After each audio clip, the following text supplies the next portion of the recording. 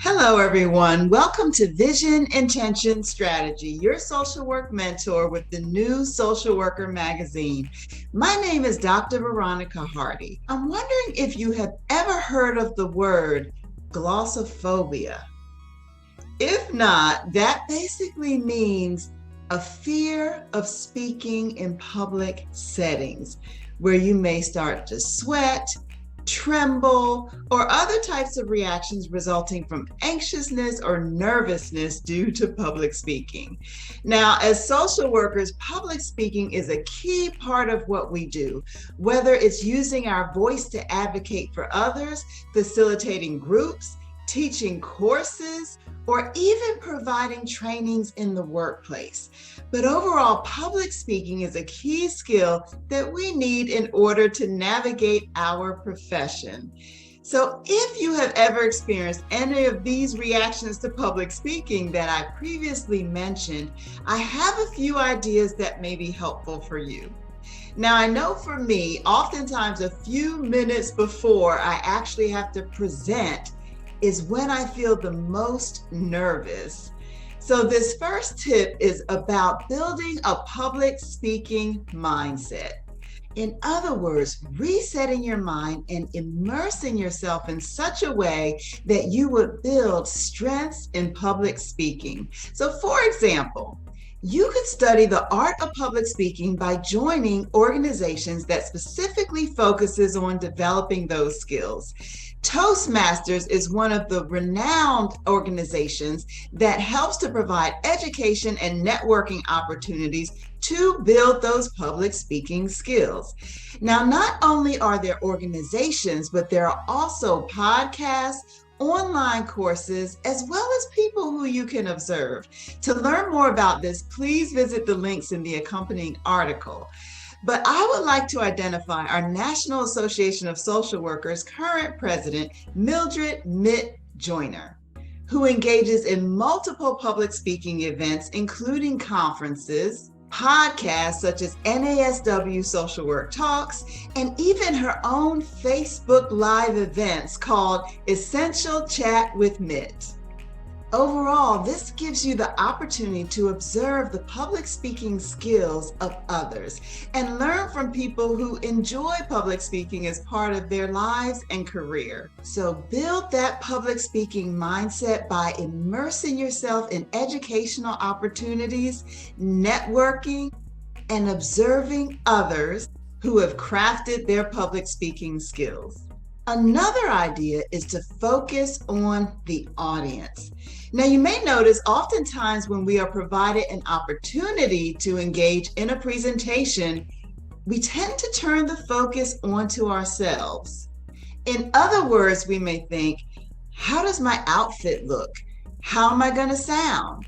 They're going to think I sound unprofessional, or I am so uncomfortable speaking in front of other people. I'm going to forget everything that I had planned to say.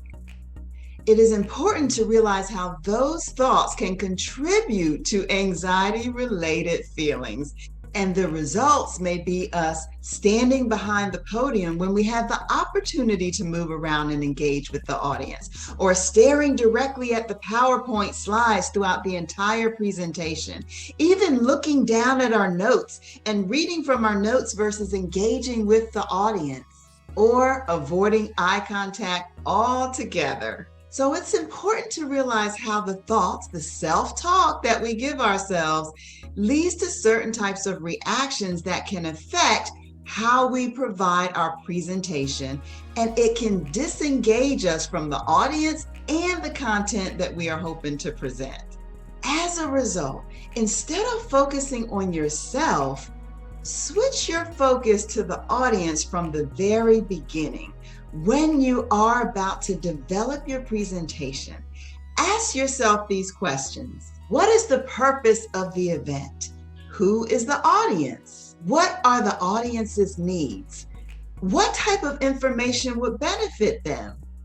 What delivery methods would work best for this type of setting and this type of audience? Asking yourself those questions and developing thorough responses will help you to develop a framework for how to engage in the presentation. Next, after you have built that public speaking mindset, focused on your audience, get ready to launch. How do we do this? This is your time to practice, whether it is in front of the mirror, whether it is while you are cooking and cleaning, or even in front of a few friends that you feel very comfortable with. Practicing allows you to become more comfortable with the material and to pick up on any pitfalls or areas for needed enhancement in your presentation. Practicing also helps you to become familiar with and to build your unique presenting style.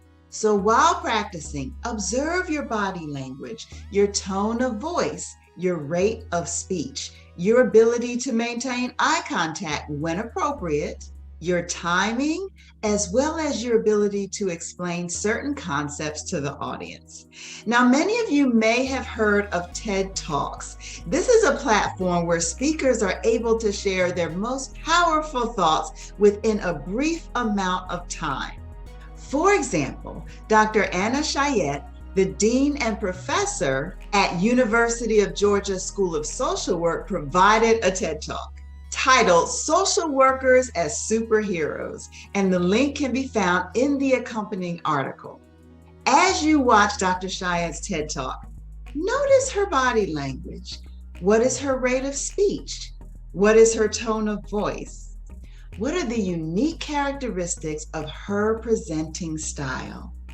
Now think about your own presenting style. What would you like it to look like? What characteristics do you want to present? What do you want your rate of speech to be like?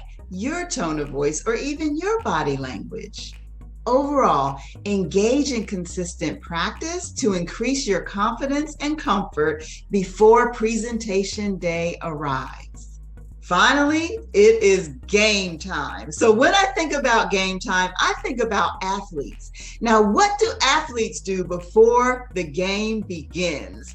They motivate each other with encouraging words. They may play energizing music throughout the room.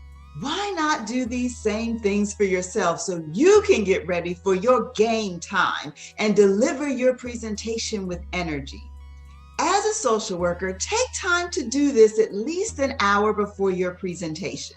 Tune in to music that inspires you, have a conversation with a good friend, engage in your favorite self-care technique, or even eat a good meal. Whatever it takes to get motivated and even relaxed before that presentation begins.